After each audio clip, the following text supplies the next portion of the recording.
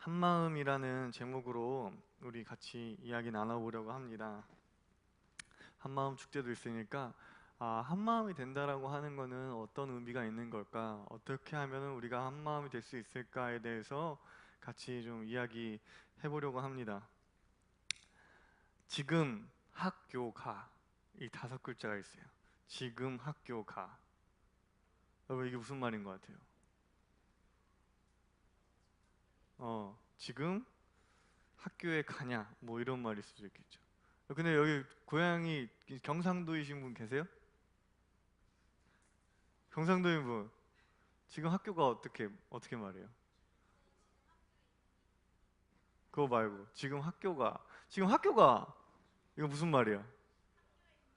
그쵸. 그래 학교에 있냐는 말이죠. 우리 표준어로 말하면 지금 학교가 학교가. 근데 경상도 말하면 지금 학교가 이러면 나 지금 학교야. 같은 말인데도 전혀 다른 말이 됩니다. 비슷한 것도 엄청 많아요. 똥 싸. 화장실에서 애들 대화하는 거 들어보면 되게 웃겨요. 학교 화장실에서 들어와가지고 화장실 가서 한 명이 이제 대변기로 하고 한 명은 소변기로 갑니다. 대변기로 가는 애한테 똥 싸? 이러면은 똥 싸? 이러면 똥 싸? 이러고 가요. 네.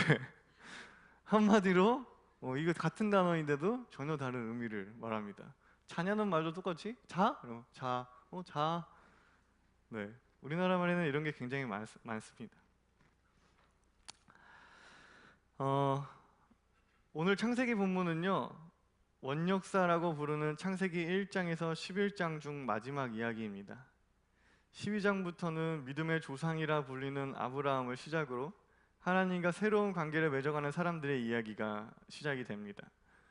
따라서 오늘의 본문의 이야기는 하나님의 창조 이후로 계속해서 하나님과 멀어져가는 원역사의 비극이 마무리되는 이야기이자 새로운 신앙 이야기가 시작되는 그 발판이라고 볼 수가 있습니다. 바벨탑을 쌓는 사람들이 탑을 쌓는 이유를 많은 사람들은 자신들의 이름을 알리기 위해서였다고 생각합니다. 그러나 4절을 더 꼼꼼히 살펴보면 이 사람들의 더 근본적인 이유는 흩어지지 않는 것에 있습니다. 창세기 11장 4절을 보면 자 도시를 세우고 그 안에 탑을 쌓고서 탑 꼭대기가 하늘에 닿게 하여 우리의 이름을 날리고 온 땅에 흩어지지 않게 하자. 이들은 돌 대신 벽돌을, 흙 대신 역청을 써서 건물을 지었던 사람들입니다. 당시에 벽돌을 사용해서 건물을 졌다라고 하는 것은 굉장히 이 친구들이 굉장히 과학기술력이 굉장히 뛰어났다라는 것을 알 수가 있습니다. 진보된 도시 문명의 사람들이었다는 것을 말해주고 있는 것입니다. 이 도시 문명의 사람들은 첫째로 자신들의 이름을 알리고자 했고, 둘째로 자신들의 안녕을 위해서 흩어지지 않으려고 도시를 세우고 탑을 쌓았습니다. 우리가 얼마나 강력한 도시 문명을 갖고 있는 사람들인지 사람들한테 보여주자. 우리가 얼마나 힘이 센 나라인지 사람들에게 보여주자. 그리고 우리 흩어지지 말자. 똘똘 뭉쳐서 우리의 강함을 유지하자 라는 의미에서 바벨탑을 쌓은 것입니다. 성서는 도시 문명에 대해서 상당히 비판적입니다. 아벨을 죽인 가인도 도시를 세웠고요, 노아의 저주를 받은 함의 후손들도 도시를 세웁니다. 뿐만 아니라 이스라엘 공동체 자체가 이집트와 바벨론 제국이라는 도시 문명의 피해자입니다. 화려한 도시 문명을 유지하기 위해서 수많은 이스라엘 노예들이 고통받고 죽어갔습니다. 예수님 시대의 로마 제국도 마찬가지죠.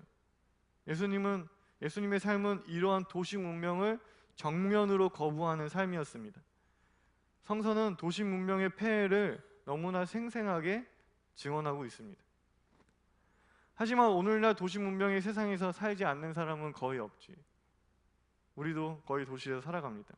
우리는 도시에 굉장히 익숙해져 있고 그 다음에 도시에서 살기를 원하죠.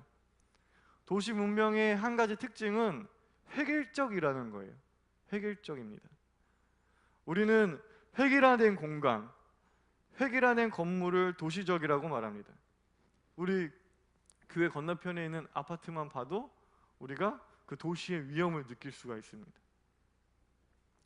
공간뿐만이 아니에요. 시간도 마찬가지입니다. 도시인들은 출근, 퇴근, 등교, 학교처럼 획일화된 시간 개념 안에서 우리는 살아가죠. 이러한 도시 문명의 획일화는 인간관계에서도 나타나고 사회 질서에서도 나타납니다. 우리는 이러한 획일화된 가치를 따르지 못하는 사람들을 사회 부적응자라고 말해요. 문제아라고 부릅니다. 도시 문명은 벽돌을 만들고 건물을 올리기 위해 동원된 이스라엘의 노예들처럼 많은 사람의 피와 눈물을 먹고 유지가 됩니다. 도시 문명이 거대하고 견고하다는 것은 그만큼 많은 사람들이 피해를 받고 힘들어하고 있다는 것을 의미합니다. 이러한 점에서 도시를 이루고 흩어지지 않으려는 이들의 시도를 성서는 굉장히 비판하고 있어요. 이 삶의 방식은 생육하고 번성하여 땅에 충만하라는 하나님의 명령을 정면으로 거스르는 것이기 때문입니다. 하나님을 의지하기보다 자기 자신을 또한 자기가 쌓아온 그런 재산과 물질을 지키기 위해 스스로 노력하는 거예요. 그러한 욕망은 다른 피조물들을 위험에 빠뜨리기가 쉽습니다. 하나님을 의지하지 않고 자기 힘을 의지하는 사람들의 모든 바탕에는 두려움이 있고 우리는 그 두려운 마음을 죄라고 부릅니다. 이들에게 이웃은 형제 자매가 아니라 암묵적인 경쟁자이죠. 따라서 이들은 다른 생명을 지배하는 방식으로 자신의 안전을 도모합니다. 그리고 자신의 위치를 지키기 위해서 획일적 가치를 중심으로 더욱 똘똘 뭉치고자 합니다. 성서는 바벨탑을 지을 당시에 사람들이 같은 언어를 사용하였다고 기록하고 있습니다. 획일화된 언어로 획일화된 가치를 향해 규격화되어 있는 공간에서 규격화되어 있는 시간을 사는 것, 그것이 바로 도시이고 성서가 말하는 바벨탑을 의미합니다. 우리는 알게 모르게 도시 문명에 물들어 있어요. 유행에 따르지 않는 사람을 보면 우리는 특이하다고 생각하잖아요. 좀 독특하네, 특이하네 라고 생각합니다. 그러니까 우리는 지금 그나마 좀 나아. 근데 우리 부모님 세대들은 만약에 짜장면집을 딱 갔어. 짜장면집에 딱 가는데 뭐 먹을까 해서 다 짜장면이야. 근데 한 명이 볶음밥 시켜. 막 못 봐. 그런 걸. 막 화를 내요. 너는 저 새끼는 맨날 튀는 짓을 해. 막 이러면서 손가락 자고 엄청 핀잔을 줍니다. 너 그냥 짜장면 먹어. 막 이렇게 엄청 강요해요. 요즘에는 이제 주방에서 일하시는 분을 배려를 해서 조금 원활하게 단체 주문을 하면은 이제 그분을 배려해서 우리가 같은 음식을 시키기도 하지만 그렇지 않고 여전히 그냥 남들이 다 시키는 것 외에 다른 걸 시키는 사람을 굉장히 안 좋게 보고 가만 내버려 두지 않는 사람들이 있습니다. 나와 다른 의견, 나와 다른 생각을 가진 사람과 대화하기를 꺼려하고 같은 생각을 가진 사람들끼리만 대화하려고 합니다. 한동안 꼰대라는 말이 굉장히 유행을 했죠. 꼰대, 요즘도 많이 사용하는데 상대에게 자신의 생각을 강요하는 사람, 그리고 소통하거나 조율하려고 하지 않는 사람, 자기 말만 계속하는 사람, 안 물어봤는데 가르쳐주는 사람, 이런 사람들을 우리는 꼰대라고 말을 해요. 꼰대라고. 저 사람 꼰대야. 꼰대라고 말해요. 꼰대라는 말이 엄청 유행하고 이게 굉장히 무서운 말이 되다 보니까 꼰대들이 무서워서 말을 안 하기 시작했어요. 이건 좀 다행스러운 일이에요. 근데 부작용이 있어요. 꼰대들을 공격하던 젊은 사람들이 점점 꼰대가 되어가는 것 같아요. 꼰대들을 척결하던 젊은 그룹의 대화는 점점 참된 대화의 모습을 잃어가고 있는 것 같아요. 모든 대화에서 서로의 생각을 나누려 하기보다 네 생각은 그래? 내 생각은 이래? 그래? 그것에 대한 나의 생각은 이래? 이러면서 생각을 공유하려고 하기보다 저 사람이 무엇인가 말을 할 때 저 인간은 꼰대인가 아닌가 판단하기 급급합니다. 대화 자체를 하려기보다 그 사람이 꼰대인지 아닌지를 판단하려고만 해요. 그리고 조금만 그런 성향을 보여도 너 꼰대냐? 이렇게 비아냥거립니다. 이 말을 들은 상대는 꼰대가 되고 싶지 않아서 자신의 생각이나 의견을 말하기를 멈추게 되죠. 대화가 거기서 끝나버리는 겁니다. 너 꼰대냐라고 질문하는 순간 대화는 거기서 끝나버려요. 그리고 누군가 조금만 자기 주장을 강하게 말하면 우리는 바로 꼰대 취급해버리고 대화의 문을 닫곤 합니다. 상대방을 판단하기 급급하고 꼰대라고 판단되면 상대와 대화하려 하지 않고 소통의 문을 닫는 사람. 그래서 결국에는 자신이 생각하기에 꼰대가 아니라고 생각하는 사람들끼리만 모여서 자기들끼리만 대화하는 사람. 그리고 그 모임을 견고하게 만들려는 사람. 그 사람들은 과연 꼰대가 아닐까요? 성경적으로 이야기한다면 그런 사람들은 바벨탑을 쌓는 것이 아닐까요? 꼰대는 나이와 세대와 이런 게 중요하지 않은 것 같습니다. 소통하는 방법에 있다고 봅니다.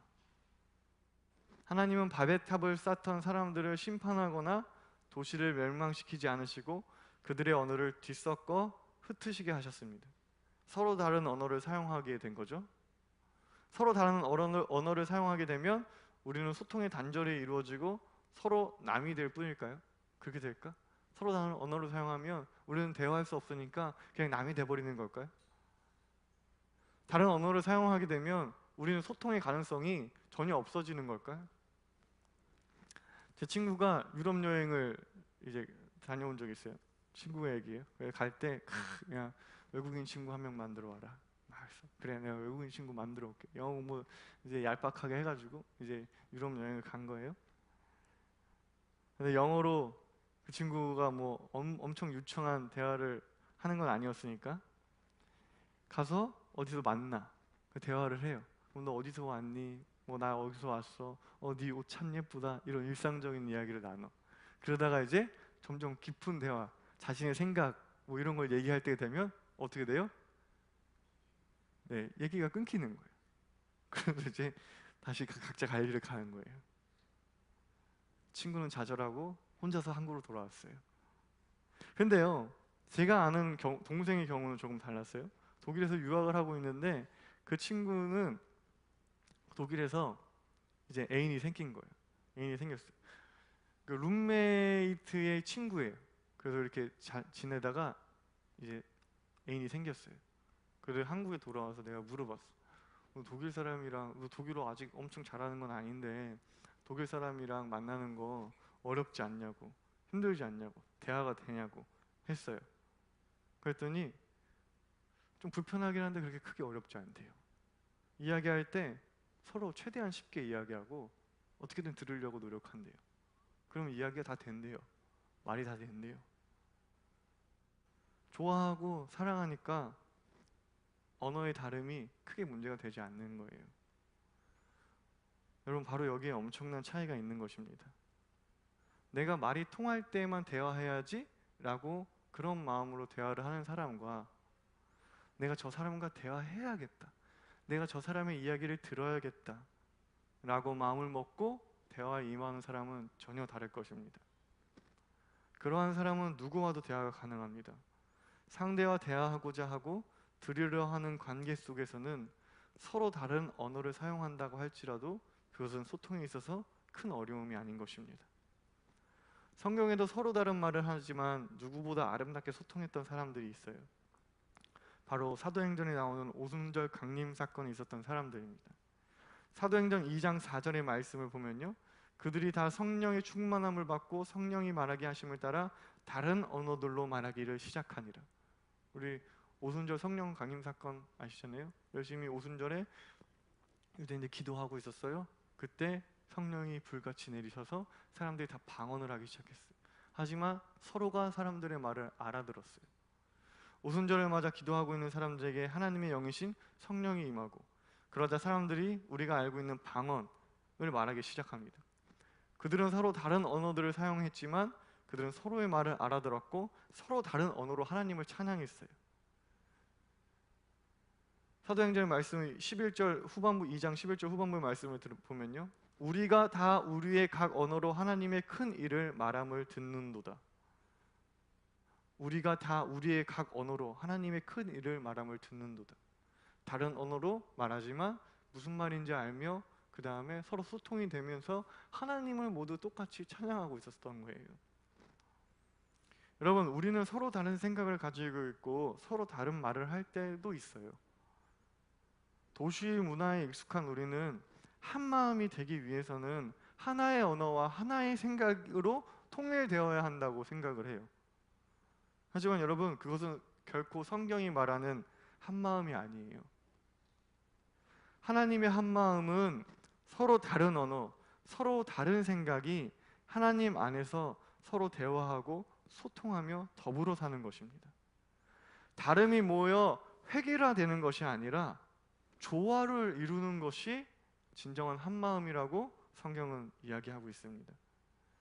성령이 우리 안에 임한다면 우리는 너무 달라도 우리는 하나가 될 수 있어요. 저번에 수련회 때 우리들 위해서 이제 찬양을 인도해주고 이제 세션들이 다 와줬잖아요. 그때 왔던 건반 치는 친구가 좀 멋을 부리기를 굉장히 좋아해요. 건반 칠 때도. 그래서 화음이 아닌 음을 집어넣는 이런 거를 많이 해요. 약간 재즈 느낌으로 치기를 막 좋아하는데, 원래는 어울리지 않는 음이지만 그 음으로 인하여 그 연주가 더욱 세련되어지고 더 분위기 있어지는 연주를 하는 거예요. 마찬가지로 우리의 다름은 중요하지 않다고 생각합니다. 우리가 서로 대화하고자 하고 소통하고자 하는 그 마음이 중요하다고 생각해요. 그 마음이 바로 성령이 우리에게 주시는 마음입니다. 성령이 나의 안에 우리 안에 있길 소망한다면 우리는 하나의 큰 그림이 될 수 있습니다. 하나님 나라를 이룰 수가 있어요. 우리는 이제 한 마음이 되기 위해서 예배가 끝나고 이제 한마음 축제로 향하게 될 텐데, 유아 유치부부터 장년 청년 엘피스까지 하나가 되기 위한 시간이에요. 요즘 교회들은 세대 간의 단절이 이루어지고 있어요. 어른들이 누가 교회 다니는지 몰라요. 어른들도 애들 중에 아는 사람이 별로 없어요. 그런데도 불구하고 우리 신생의 교회는 세대 간의 소통을 굉장히 강조하고 있어요.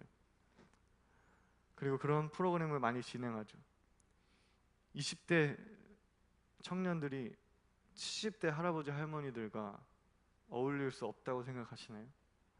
50대 아저씨가 5살 어린이와 하나가 되기 어렵다고 생각하시나요?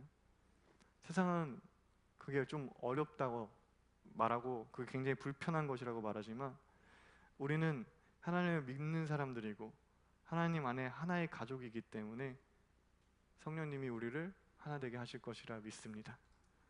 다 함께 기도하겠습니다.